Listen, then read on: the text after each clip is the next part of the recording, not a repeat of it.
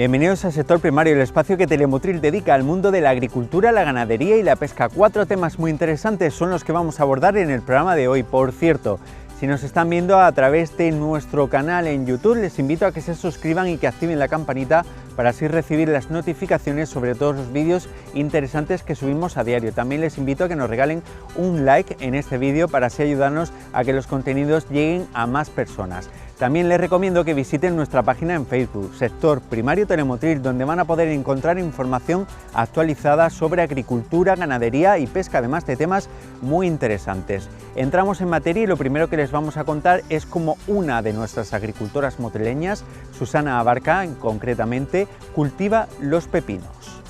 Bueno, pues nosotros aquí hay varios tiempos de siembra, ¿no? Hay gente que empieza a sembrar en agosto. Hay gente que siembra en julio, el pepino se suele plantar durante todo el año. Unas veces tira más del pepino moro o el pepino corto y otras veces se tira más del holandés, pero normalmente el holandés lo quieren para todo el año. Nosotros sembramos, primero movemos la tierra, se le echa estiércol, después se desinfecta para que los bichos no anden y luego se planta. Normalmente hay quien lo planta directamente, que pone la pepita directamente, y hay quien echa la semilla en el semillero y del semillero ya luego se lo traen plántulas pequeñas y se van sembrando. Van sobre metro, metro y medio y ya pues empieza regando cada cierto tiempo, a lo mejor cada día o cada 2 días, y echándole el abono. Los controles, los sulfatos integrales que te los dicen las propias cooperativas, los que puedes echar, que no son perjudiciales y están permitidos por la Comunidad Europea, y empiezan así y terminan como veis. Pero me imagino que hay que ir guiando un poco la planta, claro, primero, ¿no? Cuando ya tienen una altura sobre 20 centímetros, medio metro, las vas liando. Tienes que poner un hilo que va al alambre y vas liando la planta para arriba, le vas quitando los tallos hasta la rodilla o un poco más para arriba, y normalmente el tallo principal se le quitan todos los tallos hasta que llega arriba, y arriba ya se le van dejando 2, 3, 4 tallos y luego los vas guiando para los lados, la cabeza para un sitio y los tallos para atrás y para adelante, y ya van echando su fruto. Unos veréis que son más grandes, otros más pequeños. Aquí van echando nuevos. Susana, aparte de ir guiando la planta, ¿qué otro mantenimiento requiere? Me imagino que has comentado los riegos, pero también, por ejemplo, el abono. ¿Se hace un abono inicial y ya no se abona más, o si hay que abonar? Tienes que ir cambiando porque al principio la planta no necesita mucha cantidad, pero cuando ya va teniendo frutos necesitas cambiar un abonado con más microelementos, más riqueza, sí. Vale, y en cuanto a los riegos, por ejemplo, me imagino que también dependerá un poco de... Claro, cuando la planta va creciendo necesita riegos más continuos, a lo mejor riegas 10 minutos por la mañana y 10 por la tarde. Y luego, tenemos ya la planta plantada. ¿Cuánto tiempo pasa hasta que podamos empezar a recolectar frutos? Pues 2 meses. 2 meses. Nosotros sembramos, por ejemplo, estos están sembrados de 1 de octubre, últimos de septiembre, y nosotros cogimos fruto en noviembre, sobre el 10-15 de noviembre. Entonces, está hablando que esta planta, por ejemplo, en concreto sí va más rápida, pero por ejemplo el tomate tarda sobre 2 meses, 2 meses y medio, 3, dependiendo también del tiempo, de si llueve, de si hace frío, de si la planta va más estresada, menos estresada, porque los cambios de temperatura estresan el fruto también, es como una persona, es igual. Esto es como un hijo, tú lo vas criando, es decir, lo siembras, nace, tú le vas dando de comer, se va creciendo, le vas diciendo por dónde tiene que ir, y en un momento dado pues te da fruto, si saca su carrera la saca, y si no, no, esto es igual. Pero en ese proceso puede venir una ventarea y que no exista, puede entrarte virus y que desaparezca el fruto y tengas que arrancar sin cogerle nada. Pueden pasar muchísimas cosas. Que se te pierda porque le entren hongos, porque el suelo también cría otras bacterias que también pueden atacar la planta. Entonces siempre estás con el sin vivir, desde que siembra hasta que arranca. Pueden ocurrir todas esas cosas, Susana, pero en el mejor de los casos, en el caso de que todo vaya bien, estamos hablando que vosotros realizáis una inversión inicial, es decir, tenéis que preparar la tierra, tenéis que comprar o bien la semilla o bien la planta, plantarla, hacer el mantenimiento que nos has dicho, que todo eso supone mano de obra porque vosotros solos no podéis, y estamos hablando que hasta que no pasan mínimo 2 meses, no empezáis a recibir dinero por esa planta, es decir, os tiráis 2 meses, por decirlo de alguna forma, viviendo del aire, ¿no? Más todavía, porque por ejemplo tú retranqueas siempre cuando ya no existe fruto. Es decir, tú preparas la tierra, por ejemplo, supone, estos pepinos se arrancan ahora, a lo mejor en marzo, si aguantan, en marzo o abril, si llegan a aguantar, y ya tienes que preparar la tierra para sembrar otro fruto. Entonces ahí es cuando se retranquea. Si hay que cambiar plástico, se cambia. Si hay que arreglar gomas de goteo, se arreglan. Todo eso es una inversión que hace el agricultor. Aquí no entran ni cooperativas ni ayudas de ningún tipo. La haces tú, bajo tu riesgo y bajo tu mando. Ahora, si va todo bien, esto te da para reponer lo que tú has invertido ahí. Pero si esto va mal, se vende mal, tú no consigues recuperar lo que tú has invertido para sembrar ese fruto.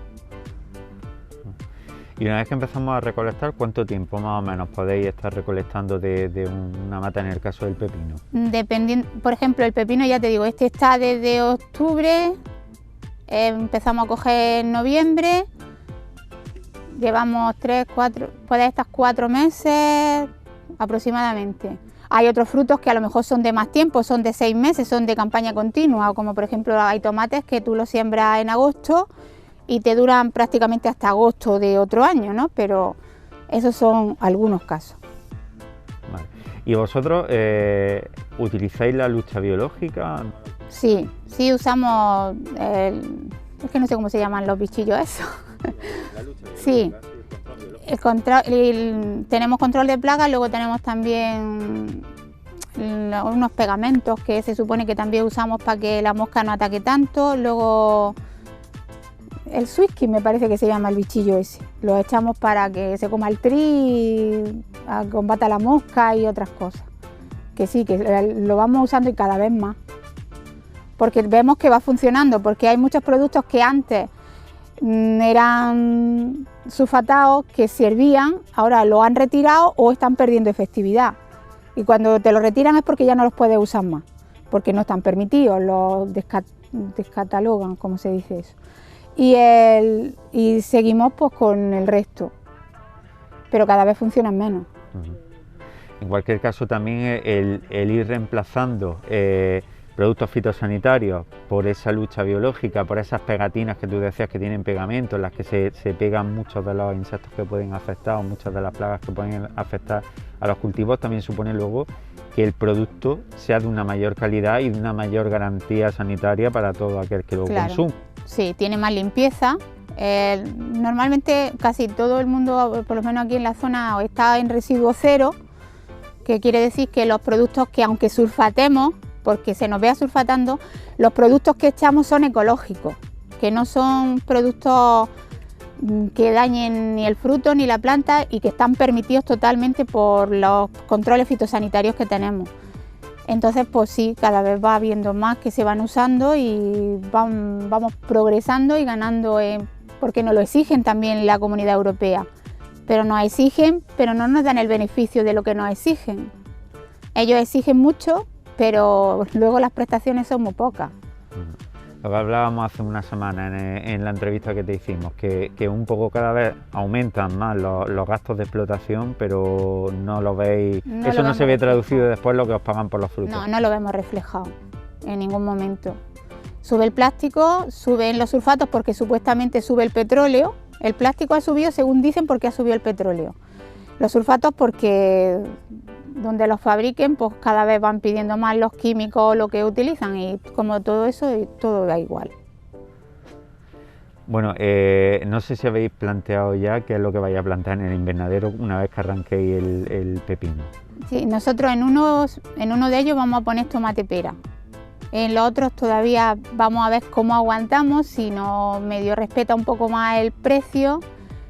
A lo mejor sembramos algo o preparamos porque en algunos de los que tenemos nos ha dado un hongo que se llama Fusarium, y hay que desinfectar para que ese hongo no siga progresando, porque si progresa no puedes sembrar.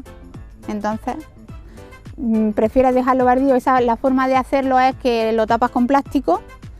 Eso tiene unos grados, más los grados que da el plástico de arriba. A lo mejor dentro hay 40, pero a lo mejor entre lo de arriba y lo de abajo son 80 o 85 grados lo que aguanta el suelo. Entonces con eso se desinfecta. Le vamos dando riegos continuos para que vaya manteniendo la humedad y se vaya muriendo ese hongo. Durante los próximos minutos de este sector primario les vamos a contar cómo se realiza el blanqueo de invernaderos y sobre todo para qué.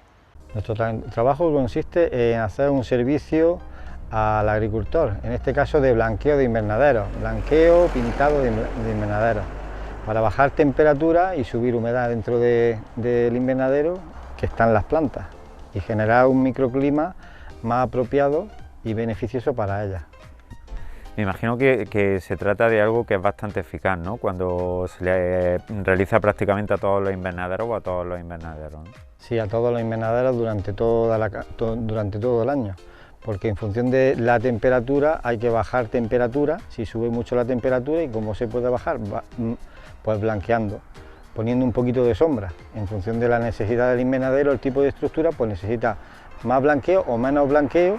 Y cuanto más blanqueo, pues más sube también la humedad, porque cuando hay mucho calor dentro del invernadero, baja la humedad relativa. Para que suba la humedad tiene que haber blanqueo con sombra y también hay una bajada de luz, que también tenemos mucha cantidad de luz, por suerte, en esta zona donde cultivamos. Me imagino entonces que vosotros principalmente trabajaréis o tendréis más trabajo en la época de primavera, verano, conforme se va acercando la calor y van alargando los días, ¿no? Correcto, concretamente primavera, verano y otoño principalmente. También en invierno también tenemos alguna incidencia concreta, muy específica, pero durante todo el año tenemos este servicio a disposición del agricultor, que es necesario. Y lo necesitan de un día para otro, porque un día está lloviendo, está nublado, pero al día siguiente está el cielo súper despejado, la atmósfera limpia y es necesaria pues bajar esa temperatura que tenemos excesiva dentro de los invernaderos. ¿Y cada cuánto tiempo se blanquea un invernadero? ¿Con una vez que se blanquee en una campaña suficiente o habría que blanquearlo más veces? No, para nada, eso es en función del cultivo, del tipo de estructura que tenga el agricultor. Si el invernadero está más ventilado y tiene más altura, pues evidentemente la subida de temperatura es menor. Ahora, si es bajo, pues sube la temperatura con mayor facilidad. También en función del cultivo, el tipo de cultivo. Si es un tomate o un pimiento, cuando está recién sembrado necesita blanqueo, bajada de temperatura, bajada también de radiación solar, porque también los quema, y no es lo mismo una planta pequeñita cuando estamos en el mes de diciembre que cuando estamos en pleno mes de agosto. Eso va en función de unos cuantos parámetros que hay que entrar en valoración entre el agricultor y el blanqueador, principalmente el agricultor, que es el que decide. El blanqueador lo que puede hacer es asesorarlo o guiarlo un poquito, también con la ayuda de los técnicos. Y por ejemplo, cuando llueve, ¿el blanqueo que habéis realizado persiste, aguanta o habría que blanquear de nuevo? El blanqueo que se ha realizado en función de lo que haya requerido el agricultor, si ha sido solamente blanco de España, en este caso carbonato cálcico, que en cualquier caso es carbonato cálcico, que es piedra, mineral, microlizado.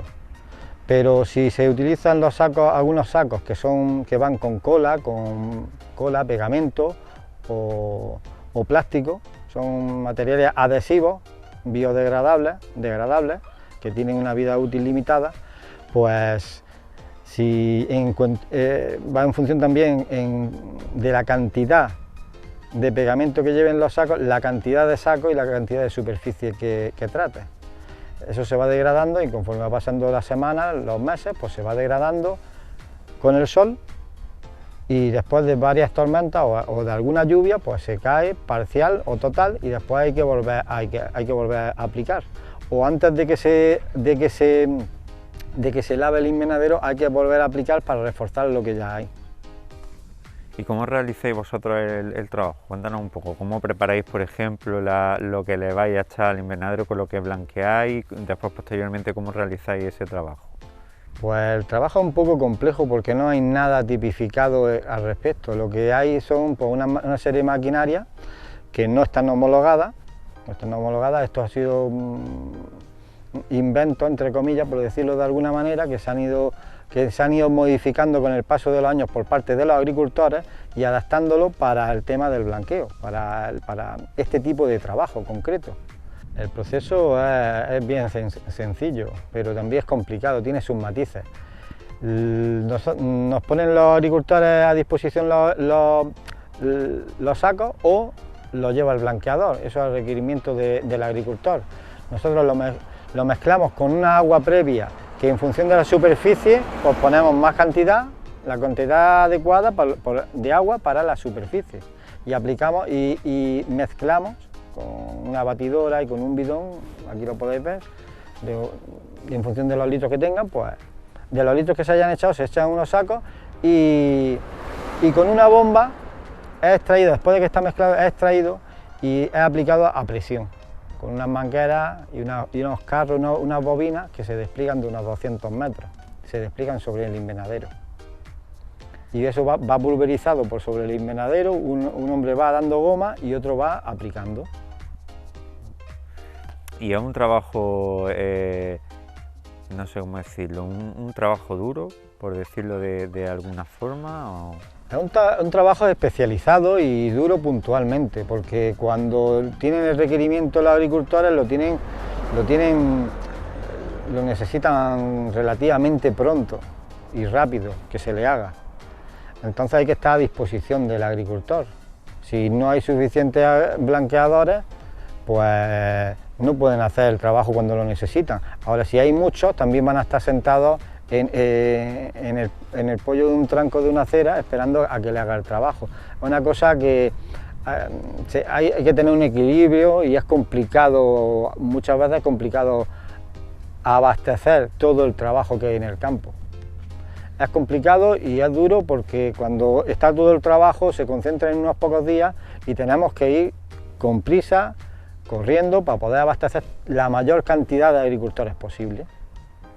David, me imagino que dependerá también de la superficie del invernadero, pero es un trabajo que se realiza rápido. No sé cuánto podéis tardar, por ejemplo, en blanquear un invernadero, o cuántos invernaderos os daría tiempo a blanquear en un día, en una mañana, no sé. Eso va en función de la maquinaria y de la cantidad de gente que lleve para blanquear. No es lo mismo que lleves 2 personas que lleves 3 personas, y no es lo mismo que tenga un motor con una bomba que acorde a la bomba tienes que tener el motor. No es lo mismo que tenga una bomba de 50 litros por minuto a que tenga una de 130 litros por minuto. Cuanto más caudal, más motor, más maquinaria y evidentemente pues más cardo, más blanqueo suelta. Cuanto más blanqueo suelta, más andas sobre el invernadero y cuanto más andes, pues más marjales, más metros cuadrados puedes hacer en menos tiempo. Y a la hora de practicar ese blanqueo, ¿vosotros os subís al invernadero, lo hacéis desde fuera? Cuéntanos un poco cómo se... Pues eso nos tenemos que subir sobre la superficie del invernadero.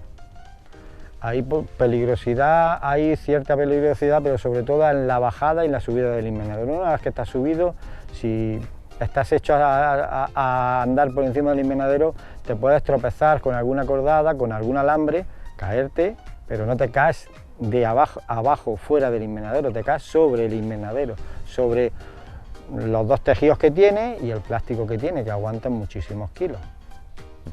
Y nos has comentado antes que utilizáis una maquinaria que no está homologada. ¿Vosotros vendría bien esa homologación o que se sacara, a lo mejor se creara una maquinaria específica para esto, o tal y como está ahora el sistema os apañáis bien?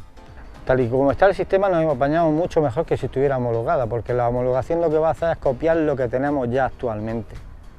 Los agricultores sabemos perfectamente las necesidades que tenemos y cómo se puede llevar la maquinaria y cómo se puede hacer. Como no hay nada, lo que harían es un corte y pega. ¿Que nos vendría bien que estuviera homologada? Por supuesto, así no tendríamos los enfrentamientos que tenemos con las inspecciones de trabajo y con la empresa de prevención de riesgo laboral, porque es una pelea constante que nos hacen unos requerimientos que son incumplibles. Como por ejemplo, para trabajar encima del invernadero nos piden que tengamos una línea de vida. Una línea de vida es un cable que lo tiene que poner quien quiera que sea, no quieren saber ni la inspección de trabajo quién tiene que ponerlo, ni tampoco lo quiere saber la empresa de prevención de riesgo laboral. Simplemente o el agricultor o el blanqueador, y tienen que ir sujetados con un arnés. Eso es inviable, eso es imposible, eso no lo hace ningún trabajador, porque eso es lo que te piden en los inspectores cuando haces trabajo de altura. También te piden casco, te piden una serie de requisitos que son incumplibles, innecesarios, que realmente no se llevan a cabo. David, tú eres ante todo agricultor, pero ¿por qué decides dedicarte también a blanquear invernaderos?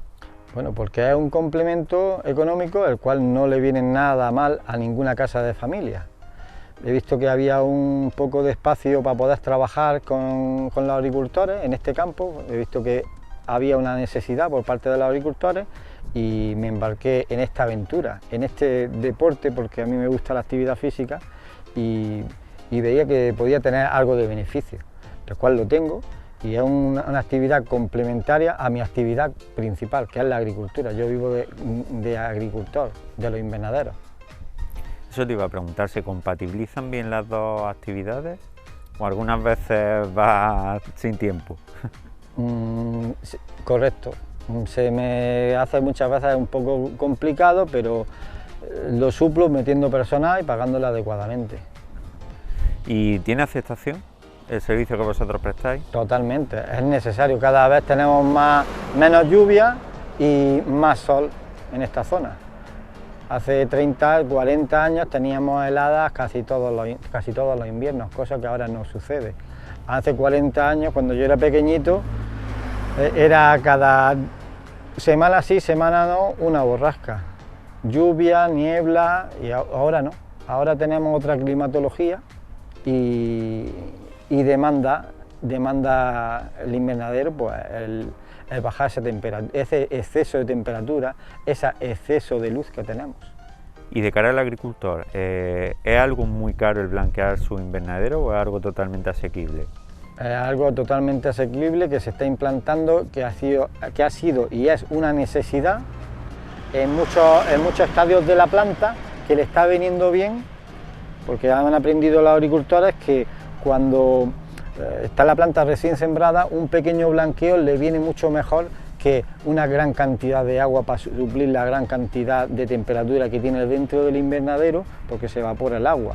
Eso conlleva que cuando metes mucha agua a grandes temperaturas, o cueces la planta porque tiene grandes temperaturas, o genera hongos no deseados, con el consiguiente problema y gasto añadido, que después tienes que meter fungicidas para vía radicular para matar los hongos y reponer plantas que se te han ido, que se te han secado, y tienes que ir al semillero y reponerlas. Sin embargo, con un pequeño blanqueo, cuando la planta está recién puesta, sea el cultivo que sea, pues es el mejor enraizante, es el mejor antihongos y es el mejor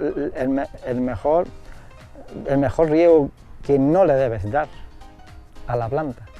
Han aprendido, en estos últimos 10-15 años han aprendido los agricultores mucho a blanquear.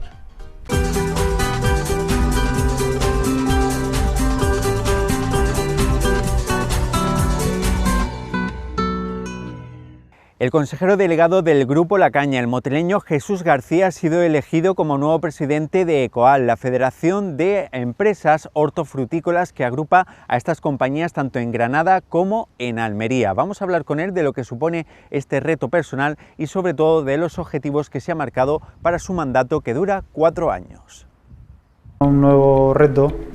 ECOAL es una asociación de empresas hortofrutícolas ya con una dilatada trayectoria de 30 años y que intenta defender los intereses de empresas que se dedican a la comercialización y fundamentalmente a defender los intereses de nuestro sector, de la agricultura. Durante los últimos años este cargo lo ha ocupado Pepe Muñoz de Agroportícola, al cual quiero aprovechar para felicitarlo por el trabajo que ha realizado y bueno, por reconocer el mérito que ha tenido para que esta federación se siga manteniendo y haya abordado proyectos muy interesantes, ¿no? El reto es continuar la labor que Pepe Muñoz estaba llevando hacia adelante y bueno, en un momento tan crucial como vive nuestro sector, nuestra agricultura, con muchos retos que tenemos encima de la mesa, pues intentar aportar el granito de arena para que nuestra Federación de Empresas Hortofrutícolas siga creciendo y siga siendo un referente dentro del sector de la fruta y hortalizas de nuestra comarca. Aunque nos has comentado que el reto es continuar precisamente con la labor que ya se había iniciado, pero más profundamente, ¿cuáles serían los objetivos que te marca o las líneas de trabajo que te gustaría abordar en estos años, en estos meses? Vale, tenemos varias líneas de trabajo importantes. Por un lado es mejorar fundamentalmente en la eficiencia y productividad. O sea, creemos que realizar un trabajo conjunto entre todas las empresas de la asociación, abordar aquellos proyectos que nos van a permitir pues, ser más competitivos y que nuestro sector pueda competir en mejores condiciones pues, con países terceros que pues, están lastrando la rentabilidad de nuestros agricultores y de nuestras producciones. Creemos que debemos abordarlo de manera conjunta y ese es uno de los principales retos que tenemos. Como segundo reto fundamental, pues apoyar la labor que ya se está realizando por parte de otras instituciones en defensa de aquellos proyectos que necesitamos, sobre todo a nivel local.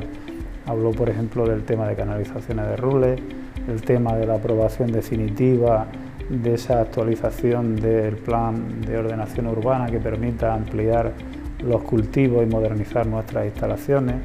Hablo de tener posibilidad de ampliación de nuestras instalaciones a través de polígonos industriales que podamos ampliar en el futuro cuando realmente se requiera por parte de las empresas. Hablo de ese proyecto de tren que realmente nos permita tener una mejor salida de nuestras producciones agrícolas. O sea, nuestro objetivo es apoyar toda esa labor que se está haciendo por parte de muchas instituciones y que creemos que son proyectos que nuestra comarca y nuestra agricultura necesitan para que siga siendo un referente en el futuro. Una de las cosas que también están pidiendo mucho los agricultores es la unión de las empresas hortofrutícolas, ya seáis alhóndigas, ya seáis empresas hortofrutícolas, ya seáis cooperativas. ¿Se va a trabajar en esa línea quizás también de tener una mayor comunicación con las cooperativas? Sí, de hecho yo creo que siempre se ha tenido. O sea, hay instituciones como es Hortifruta y Horti España, pues que al final engloban a todo el sector. Yo creo que ahí es donde se deben plantear esos grandes proyectos, esas normas que nos afectan a todos y que al final nos van a permitir que todos vayamos en una misma línea. El trabajo te lo marca al final el mercado, el consumidor definitivo, que es el que te marca el trabajo que tenemos que hacer. Y el mercado es muy claro, quiere productos de calidad, quiere un producto respetuoso con el medio ambiente, que cumpla con todas las normativas y que sea lo más seguro en cuanto a cumplir con todos los estándares de calidad y de seguridad alimentaria, ¿no? El mercado nos marca las pautas y ahora lo que tenemos que tener es la suficiente inteligencia, tanto empresas privadas como cooperativas, para trabajar en las líneas que nos van a permitir que como sector y globalmente podamos asegurar a esos consumidores y a esos clientes lo que realmente están demandando. ¿Y cuáles serían esas líneas? Pues básicamente lo que te comentaba, ¿no? de conseguir que esas líneas de sistemas de calidad, de aseguramiento de calidad, realmente se pongan todas en marcha, que problemas como pueden surgir en un momento dado de todo aquello que te están exigiendo realmente se cumplan por parte de todos. Hay que pensar que ya te están exigiendo no solamente que el producto tenga la máxima calidad, el máximo sabor, sino que cumplas con cualquier normativa desde seguridad de instalaciones, o de cumplimiento de toda la normativa laboral con respecto a trabajadores, que seamos lo más respetuosos con ese tipo de cuestiones, mucho más sensibles a lo que es el consumidor final, ¿no? Entonces, no puede hacer la guerra cada uno por su cuenta. O sea, es fundamental que para poder acometer esa mejora, esas innovaciones, lo hagamos de manera conjunta para que todos vayamos de la mano. ¿Cuánto tiempo dura el mandato y si nos puede ofrecer alguna cifra de la federación?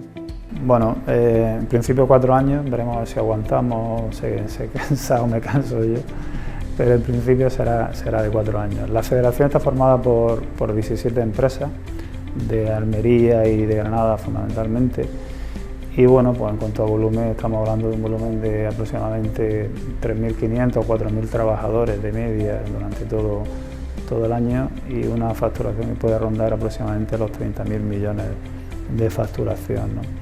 Es una asociación que engloba prácticamente a todas las empresas privadas, alhóndigas, comercializadoras de Almería y de Granada, y aquí es donde se concentra básicamente el volumen en Andalucía de este tipo de cultivos, con lo cual la representatividad es muy importante.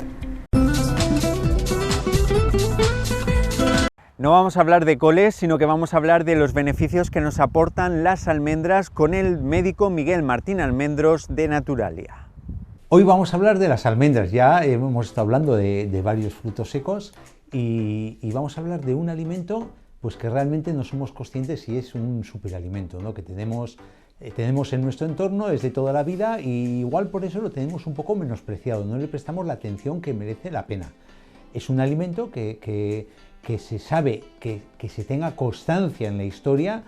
Hay un cultivo de almendras dulces desde hace 5.000 años en la zona de Persia y de Mesopotamia. Hay vestigios arqueológicos que así lo acreditan, y en España se estima que los fenicios hace 2.000 años fue el primer pueblo que trajo la almendra para cultivar y para el consumo, ¿no? De todos es sabido como el recetario en la época musulmana, el recetario de los dulces, pues estaba dulces y no dulces, ¿no? Se utilizaba mucho la almendra, que luego cayó ese consumo en la Edad Media por el oscurantismo de la Edad Media, y se llegó a convertir en un artículo de lujo en las mesas de la realeza, sobre todo, ¿no? Hasta que poco a poco, y a llegar al culmen del siglo XIX, se popularizó y estamos como estamos actualmente con la almendra, ¿no? Que somos un país, que somos punteros en la producción.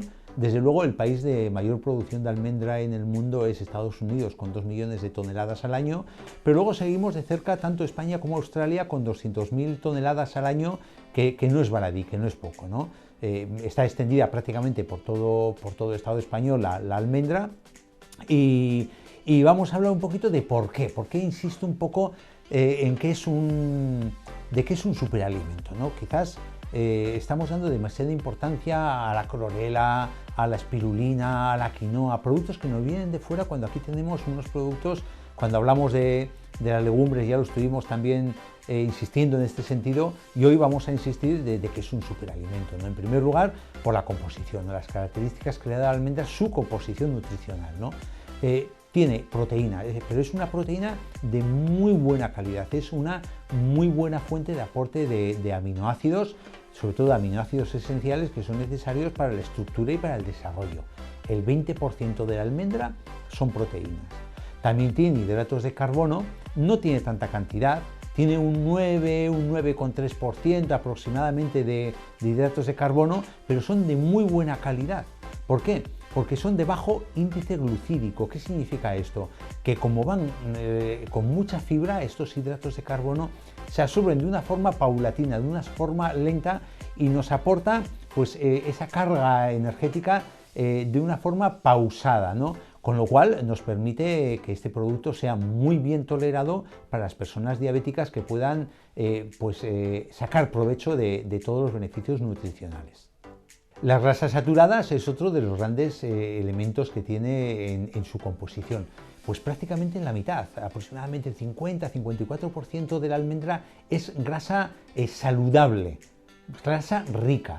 y de hecho tiene un perfil muy similar al aceite de oliva. ¿Por qué? Porque de ese 54% de grasa que tiene la almendra, un 65% son monoinsaturadas, que son grasas similares, insisto, a la que nos aporta la oliva y el aceite de oliva, ¿no? Un 26% son grasas poliinsaturadas tipo omega, y ya un 10% de grasa saturada, colesterol, que también es necesario para la salud, siempre y cuando no sea en demasía, ¿no? Que nos pueda obturar las arterias. Otro elemento importante que le da esas características nutricionales es el aporte de minerales, ¿no? Y dentro de los minerales, el calcio. El calcio, para que tengáis la referencia, siempre se nos ha dicho que la leche nos aporta, es una buena fuente de aporte de calcio nutricional, pues la almendra nos aporta el doble, nada más ni nada menos que el doble. Si la leche nos aporta 120 miligramos de calcio por cada 100 mililitros de leche, la almendra nos puede aportar 120, 220, 260, depende qué tipo de almendra, de calcio por cada 100 gramos de consumo. La recomendación de consumo de almendras, si son 28 o 30 gramos, pues ya solo con esto estamos aportando un 9% de la necesidad de calcio que requiere nuestro organismo, pues para todas las funciones que tiene el calcio en nuestro cuerpo, ¿no? Pero claro, ya no solo de calcio, sino con ese consumo mínimo recomendado de 30 gramos de almendras al día, estamos aportando un 15% del magnesio que necesita nuestro cuerpo diariamente, un 17% del fósforo, un 11% del manganeso, un 4% del zinc y, ojo, un 10% del hierro que necesita nuestro cuerpo diariamente. Simplemente con 30 gramos de almendras, creo que cabe en un puño de la mano y que muchas veces no llegamos ni a eso en el consumo de frutos secos y de almendras, ¿no? En quinto lugar, destacar la gran composición en antioxidantes y dentro de los antioxidantes en vitamina E. Vuelvo a la recomendación, 30 gramos nos aporta un 63% de las necesidades diarias de vitamina E, con todo el potencial antioxidante y preventivo que tiene en nuestro cuerpo. Hemos comentado más de una vez que la mayor parte de las patologías vienen por exceso de radicales libres y por una oxidación producida por nuestro metabolismo, ¿no? Pues aquí tenemos una opción para ir neutralizando y contrarrestando este proceso de envejecimiento, y para ello pues con otros antioxidantes como la quercetina, que hemos hablado en más de una ocasión, con un potencial antioxidante, antialérgico, antiinflamatorio de primer orden, ahora que llega la primavera y que tenemos el tema de la rinitis y las conjuntivitis alérgicas. Y por último hay que destacar la composición de vitamina B, ¿no? El grupo en conjunto, ¿no? El equilibrio de complejo de vitamina B, destacando la vitamina B2, la que se llama técnicamente riboflavina, que es fundamental para la integridad de la piel, para la integridad de la mucosa y, ojo al dato, para la integridad de la córnea, que es una muy buena vitamina para tener agudeza y mantener la calidad visual de una persona. Insisto, la ración que se aconseja por la Organización Mundial de la Salud son 30 gramos al día, de 28 a 30 gramos al día, y no aporta una gran cantidad calórica. Esa cantidad nos aporta 164 kilocalorías, que eso realmente es un poquito más de lo que nos aporta un yogur normal, ¿no? En cambio, los beneficios, teniendo este pequeño aporte calórico, que realmente es pequeño, tenemos muchísimos beneficios, pues por lo que estamos comentando, ¿no? Por la gran riqueza proteica, la gran riqueza de grasas saludables y que es una valiosa fuente de nutrientes que son indispensables para la función de todo nuestro organismo. Entonces esto la hace prioritaria a la hora de consumir, ¿quién? Por ejemplo, las embarazadas. Las embarazadas es fundamental que consuman su ración diaria de almendras por el aporte de calcio, el aporte de magnesio, el aporte de proteínas, que es muy necesario para el desarrollo del esqueleto de la cría o del crío que llevan dentro de las embarazadas y el crecimiento estructural a base de proteínas para los órganos y la estructura básica del cuerpo del feto o del afeto que llevan las mamás dentro. Y por cierto, una característica que no está contrastada por estudios científicos, no se han hecho al respecto, al menos yo no he encontrado, tiene un efecto engalactógeno. ¿Qué significa? Que la tradición popular nos habla de que el consumo de almendras aumenta la producción de la leche en las mamás lactantes, las mamás que dan lactancia a los niños o a las niñas que han dado a luz, ¿no? Entonces, normalmente, hombre, no hay estudios en esta línea, pero muchas veces esta tradición popular al final acaba siendo avalada por estudios que se hacen en profundidad y que corroboran, ¿no? Esas tradiciones populares que no se sabe del tiempo que nos vienen heredando en la tradición oral en las familias, ¿no?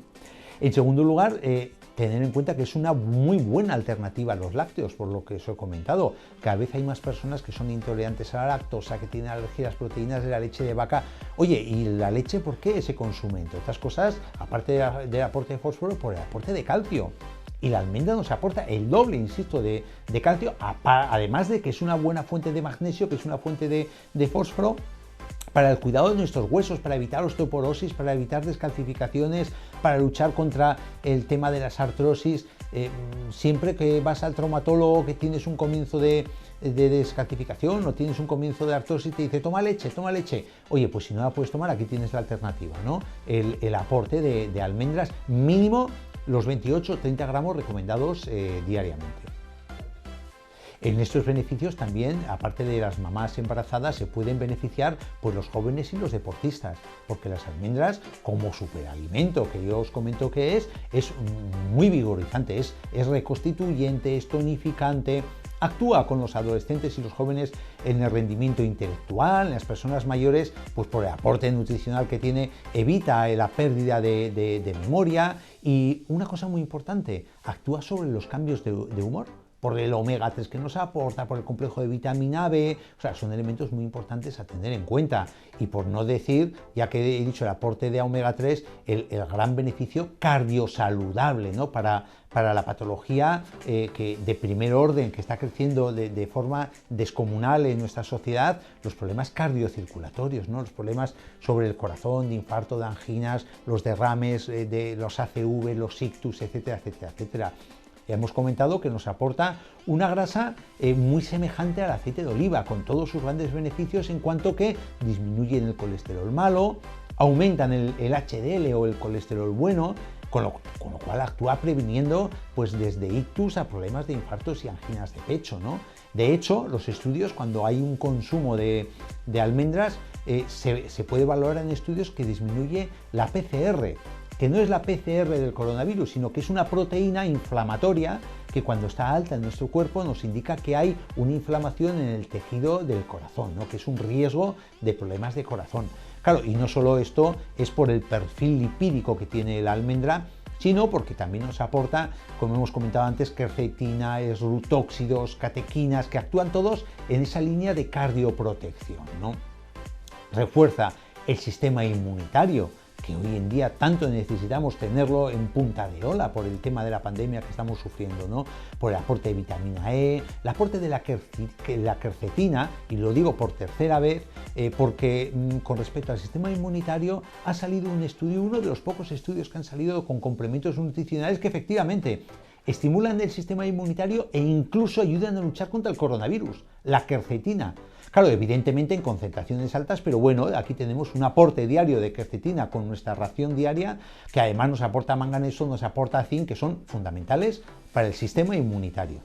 ¿Y cómo tomarla? Hombre, pues la podemos tomar en nuestro puñadito todos los días, a media mañana, a media tarde, por la mañana al desayuno, con la comida. De hecho, en la cocina da mucho juego la almendra, porque tiene un sabor muy delicado cuando se cocina, tiene una muy buena textura, entonces esto le da una gran versatilidad culinaria. De hecho, pues bueno, ahí tenemos los turrones de la Navidad, que son pura almendra, va muy bien en los aderezos de los platos de verdura, cuando hablamos de la salsa romesco, cuya base es la almendra. En los aperitivos está a la orden del día un puñadito de almendras, ¿no?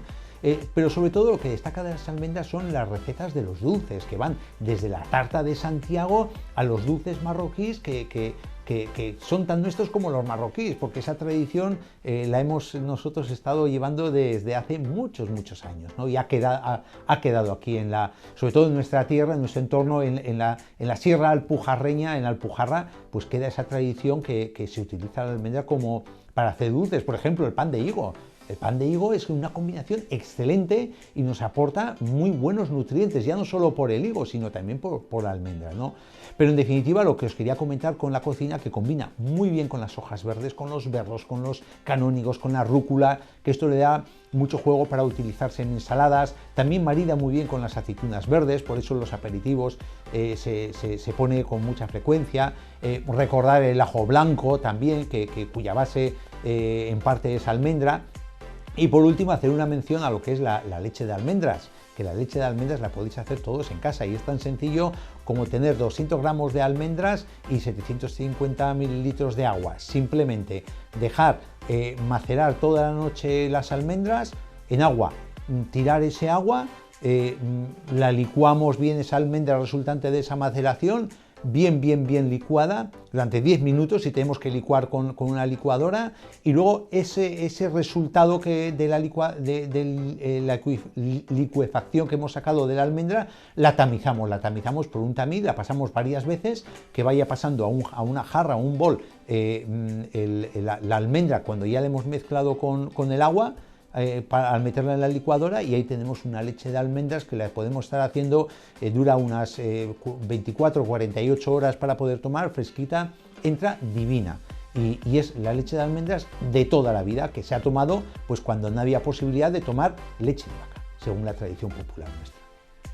Mira, quería hacer una pequeña puntualización con respecto a tomar la almendra como aperitivo. Yo cuando hablo de la almendra como aperitivo no me refiero a las almendras tostadas y saladas, ¿no? Porque en cuanto al hecho de tostar la almendra, el calor puede desnaturalizar un poquito principios activos que son termodébiles, ¿no? Que no aguantan el calor, y por otra parte, cuando la estás salando, pues estás haciendo un producto muy bueno, porque la base es la almendra, pero muy rico en sal, con todo lo que conlleva de problemas de retención de líquido y problemas para personas con hipertensión, ¿no? Lo ideal es la almendra cogida del árbol, si puede ser, o en crudo, la almendra en crudo. Y es más, os diré, si la dejáis remojar 2 o 3 horas antes de su consumo, la gran carga enzimática que tiene la almendra se activa, con lo cual vamos a tener más beneficios nutricionales y terapéuticos para nuestro organismo. Y desde luego nombrar que ahora se está utilizando la harina de almendra como sustituto para problemas, las personas celíacas, que ahí sí que vamos a utilizar una gran cantidad de harina de almendras, y esos 164 kilocalorías que nos aporta cada 100 gramos, pues igual si no somos moderados en su consumo, se puede convertir en un aporte rico de calorías, ¿no? Esas dos puntualizaciones me parecen muy importantes hacerlas antes de despedirnos. Es todo por el momento. En tan solo unos días volveremos con más temas relacionados con la agricultura, la ganadería y la pesca. Será como siempre aquí en Sector Primario en Telemotril. Recordarles que pueden acceder al contenido íntegro de los programas tanto en el canal que la Televisión Pública Motrileña tiene en YouTube, al que por cierto les invito a que se suscriban y activen la campanita para así recibir las notificaciones sobre todos los vídeos interesantes que subimos a diario, y también a que nos regalen un me gusta en este vídeo para así ayudarnos a difundir más el contenido. Además, también pueden encontrar este y todos los programas de Telemotril en nuestra página web www.telemotril.com. Les invito además a que visiten nuestro perfil en Facebook, Sector Primario Telemotril, donde van a poder encontrar información actualizada sobre agricultura, ganadería y pesca, además de temas muy interesantes y divulgativos. Como siempre les digo, sean felices, siembren muchísimo optimismo y por favor sigan utilizando la mascarilla.